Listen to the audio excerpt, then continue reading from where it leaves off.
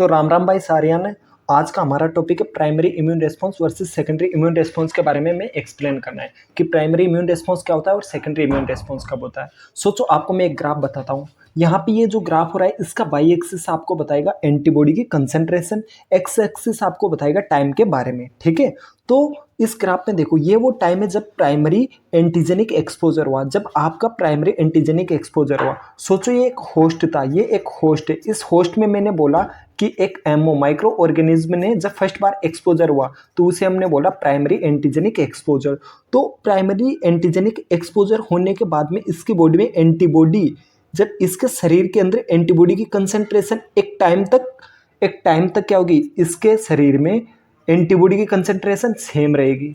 ठीक है, सेम रहेगी, मीन्स जो पहले से एंटीबॉडी प्रेजेंट थी वही एंटीबॉडी रहेगी। लेकिन एक टाइम के बाद में इसके शरीर में देखो ये एंटीबॉडी की कंसंट्रेशन क्या हो रही है, धीरे धीरे बढ़ रही है। फिर कुछ टाइम तक ये कंसंट्रेशन कांस्टेंट रहेगी और फिर वापस से वे एक लेवल तक आके क्या हो जाएगी, कम हो जाएगी और वह बनी रहेगी। ठीक है, तो आपको मैंने बोला था कि इम्यून रेस्पॉन्स, जो कि मैंने पिछले लेक्चर में अच्छे से एक्सप्लेन कर दिया है कि इम्यून रेस्पॉन्स प्राइमरी हो सकता है, सेकेंडरी हो सकता है। प्राइमरी इम्यून रेस्पॉन्स में एंटीबॉडी सर्च मैंने बोला था कि मैं आपको नेक्स्ट वीडियो में करूंगा। तो एंटीबॉडी सर्च क्या होती है, इफेक्टर बी सेल एंटीबॉडी बनाती है। मेनली इसमें कौन सी एंटीबॉडी बनेगी, आईजीएम टाइप की, जो कि अपीयर स्लो, जो कि धीरे धीरे मिलेगी हमें। स्लजिस एंड रीच पीक, वो क्या करेगी, पीक पे पहुंच जाएगी। Fall and finally A low base line of antibody. कहाँ तक आएगी वो, एक बेस लाइन ऑफ एंटीबॉडी, तो यहाँ तक आई। तो देखो भाई यहाँ पे क्या हुआ, प्राइमरी एंटीजेनिक एक्सपोजर हुआ। यहाँ पे आपको ये वो टाइम था जब एक एंटीजन ने आपको एक्सपोजर किया। ठीक है, तो आपकी बॉडी में कुछ टाइम तक एंटीबॉडी की कंसंट्रेशन सेम रही। इस टाइम को आप बोलोगे लेग फेज या लेटेंट पीरियड। ठीक है, लेग फेज या लेटेंट पीरियड। उसके बाद में धीरे धीरे एंटीबॉडी की कंसंट्रेशन स्लो स्लजिस मैनर में आपके बॉडी में एंटीबॉडी बढ़ी।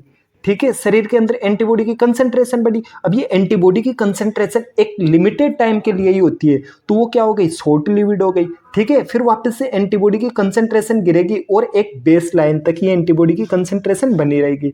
लेकिन यहाँ पर क्या हुआ, सेकेंड टाइम में कुछ टाइम बाद में आपकी बॉडी में एक सेकेंडरी एंटीजेनिक एक्सपोजर हुआ। मींस इसी एंटीजन ने, इसी माइक्रो ऑर्गेनिज्म ने सेकंड टाइम एक्सपोज किया उस बॉडी को, सेकंड टाइम उसमें एक्सपोजर हुआ, मींस सेकंड टाइम उस बॉडी में इन्फेक्शन हुआ।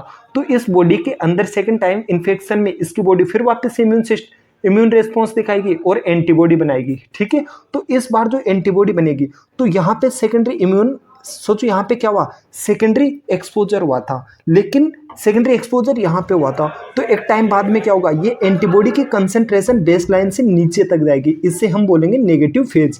ये बेसलाइन से नीचे तक जाएगी। तो आप बोलोगे भैया ये बेसलाइन से नीचे तक क्यों जा रही है, मीन्स नेगेटिव फेज यहाँ पे क्यों मिल रहा है, ये हमें प्राइमरी में तो नहीं मिला था लेकिन ये सेकेंडरी में क्यों मिल रहा है। भाई ये इसलिए मिलता है क्योंकि जो भी, सोचो कोई भी एक एंटीजन था, वो एंटीजन होस्ट के अंदर आया और होस्ट के अंदर जो पहले से एंटीबॉडी रखी होगी उस एंटीबॉडी से एंटीजन क्या करेगा, बाइंड होगा, बाइंड हो जाएगा। तो भाई क्या होगा, बाइंड होते ही उस एंटीबॉडी की कंसंट्रेशन बॉडी में क्या हो जाएगी, कम हो जाएगी। शरीर के अंदर एंटीबॉडी कम हो गई तो भाई एंटीबॉडी कम हो गई, इसी वजह से क्या हो जाएगा, ये जो बेस लाइन था उससे नीचे तक एंटीबॉडी बढ़ गई, कम हो गई इस बेस लाइन से नीचे तक, तो इसे बोला हमने नेगेटिव फेज। लेकिन इसके बाद में एंटीबॉडी की कंसंट्रेशन देखो बढ़ती जा रही है। तो उसके बाद में प्रॉम्प्ट एंड पावरफुल मैनर से क्या होती है, बढ़ती है एंटीबॉडी की कंसंट्रेशन एंड प्रोलॉन्ग्ड। ये देखो बहुत टाइम तक ये एंटीबॉडी, इसी की एंटीबॉडी होस्ट के शरीर के अंदर हमें मिलेगी इसके अगेंस्ट। अच्छा, इसे बोल दिया secondary immune response. Secondary immune response में किस टाइप की एंटीबॉडी मिलेगी, टाइटर में आईजीजी टाइप की। और प्राइमरी इम्यून रेस्पॉन्स में किस तरह की एंटीबॉडी मिलेगी, आईजीएम टाइप की, जो कि मैंने पिछले लेक्चर में भी आपको अच्छे से एक्सप्लेन कर दिया था। अब देखो भाई कुछ भी नहीं है, आपको मैं एक बार फिर बता देता हूँ क्या हुआ है अब तक। कि ये था, ये होस्ट एमओ या माइक्रो ऑर्गेनिज्म, इसने यदि प्राइमरी एक्सपोजर हुआ है, ठीक है, तो प्राइमरी एक्सपोजर तो इसकी बॉडी क्या करेगी, प्राइमरी इम्यून रेस्पॉन्स दिखाएगी। प्राइमरी इम्यून रेस्पॉन्स में क्या हो जाएगा, ये एंटीबॉडी की कंसंट्रेशन थी, पहले एंटीबॉडी की कंसंट्रेशन एक लेवल तक थी, लेकिन वो स्लो स्लजिस मैनर में बढ़ेगी। एंटीबॉडी एक रीच पे, जब वो पीक पे पहुंच जाएगी तो कुछ टाइम तक रहेगा, लेकिन उसके बाद में एंटीबॉडी की कंसंट्रेशन गिरेगी और एक बेस लाइन तक एंटीबॉडी की कंसंट्रेशन रहेगी। अब यहाँ पे क्या हुआ, सेकेंडरी सेकेंडरी एंटीजेनिक एक्सपोजर हुआ, एंटीजन ने दूसरे टाइम उसे एक्सपोज किया, तो जैसे ही वो एंटीजेनिक एक्सपोजर होगा तो उस टाइम क्या होगा, इसमें एंटीबॉडी की लेवल कम होगा। एंटीबॉडी का लेवल क्यों कम होगा, क्योंकि ये जो एंटीजन आया जो पहले से प्रिपेयर्ड एंटीबॉडी थी उससे इसने क्या कर दिया, बाइंड कर लिया, तो फ्री एंटीबॉडी क्या हो गई, बॉडी में कम रह गई, ठीक है, कम रह गई, तो फिर इसकी वजह से यहाँ पे नेगेटिव सर्ज मिला। लेकिन एक टाइम बाद में फिर वापस इसकी कंसंट्रेशन बढ़ने लगी, तो ये क्या हो जाएगा, प्रॉम्प्ट और पावरफुल मैनर में बढ़ेगा, और उसके बाद में ये लॉन्ग लास्टिंग रहेगा, मीन्स उसकी बॉडी में बहुत टाइम तक वो एंटीबॉडी पड़ी रहेगी।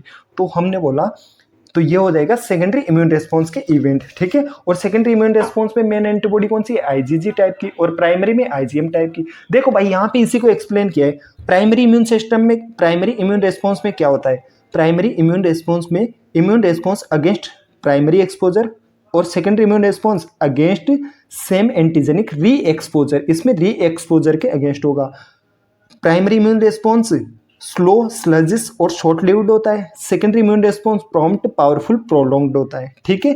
लेटेंट पीरियड इसमें लॉन्गर होता है 4 to 7 डेज का, और सेकेंडरी इम्यून रिस्पॉन्स में लेटेंट पीरियड या तो एब्सेंट हो गया या शॉर्ट लिव्ड होगा। सोचो भाई यहाँ पे जो आपको लेटेंट पीरियड दिख रहा है, क्या यहाँ पे आपको लेटेंट पीरियड दिखा, नहीं, या तो एब्सेंट हो सकता है या अगर होगा तो वो शॉर्ट टाइम का होगा, ठीक है। यहाँ पे नो नेगेटिव फेज। अब ये बताओ सेकेंडरी इम्यून रिस्पॉन्स में आपको नेगेटिव फेज दिख रहा है, क्या प्राइमरी में दिख रहा है, नहीं, तो नो नेगेटिव फेज, और सेकेंडरी में नेगेटिव फेज प्रेजेंट है।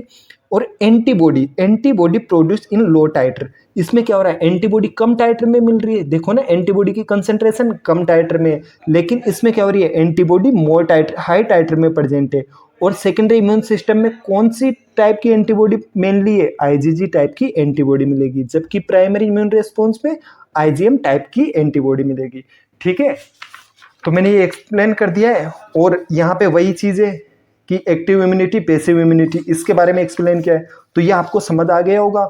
और आपको पता ही है कि प्राइमरी इम्यून रिस्पॉन्स क्या होता है, primary immune response active immunity का पार्ट है। आपकी बॉडी में एंटीजन के आने से आपका इम्यून रिस्पॉन्स होता है, उससे दो पार्ट में बढ़ते हैं, प्राइमरी और सेकेंडरी इम्यून रिस्पॉन्स। ओके, चलो ठीक है, आपको ये अच्छे से समझ आया होगा भाई, इतने अच्छे से एक्सप्लेन किया है इस ग्राफ को भी। और ये वाले चीज़ अब आप लिख सकते हो खुद से, क्योंकि मैंने एकदम हर एक चीज़ को पूरा एक्सप्लेन कर दिया है, ठीक है। ओके।